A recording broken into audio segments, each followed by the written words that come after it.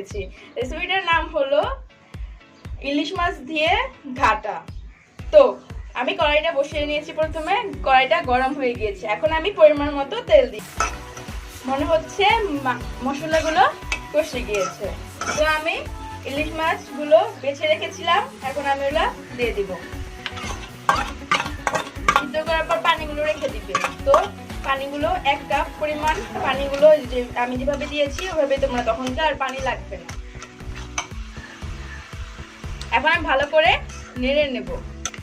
ভালো করে নেড়ে নেওয়ার পর আমি ঢাকনা দিয়ে আবারও ঢেকে দেব। আবারও 1 মিনিট রান্না করব। 1 মিনিট হয়ে গিয়েছে, আমি এখন ঢাকনাটা তুলে নেব। রান্নাতে তেলটা উঠে গিয়েছে, তো মনে হচ্ছে ভালোভাবে কষে গিয়েছে। তো আমি এখন লেবু পাতা দিয়ে দিব। ঘাটা মানেই লেবু পাতা, লেবু পাতা না থেকে ঘাটার টেস্ট হবে। তো আমি এখন লেবু পাতাগুলো দিয়ে দিচ্ছি। আমি 4টা বড় পাতা নিয়েছি লেবুর, ওগুলোকে এভাবে ছিঁড়ে নিয়েছি। লেবু পাতা দিলে গ্রানটা অনেক ভালো হয়, তো খেতেও অনেক টেস্ট হয়। তো আমি একটু ভালো করে নেড়ে নেব। আবারও 1 মিনিটের জন্য আমি রান্না করব। দিয়ে ঢেকে দিলাম।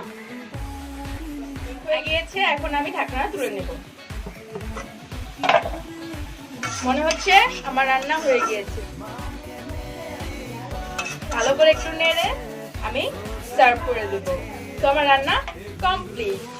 চলো আমি সার্ভ করি কিভাবে। আমি একটা প্লেটে ঘাটাগুলো সার্ভ করে ফেলছি।